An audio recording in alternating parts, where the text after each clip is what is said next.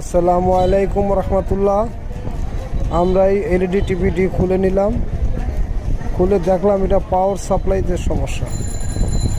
এখন এই পাওয়ার সাপ্লাইটি আমরা ঠিক করব, মেরামত করার পরে আমরা দেখব এটার কী অবস্থা। আপনারা সংযুক্ত থাকুন, দেখতে থাকুন, আমরা এটাকে ক্লিয়ার করতে থাকি। এই দেখুন, আমরা কাজটি করে নিয়েছি। ফেস কাটা ছিল, ফেসটি লাগিয়েছি এবং অন্য কাজ করেছি,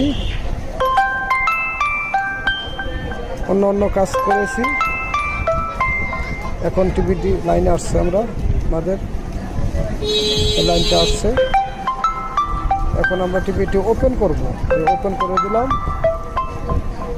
করে দিলাম।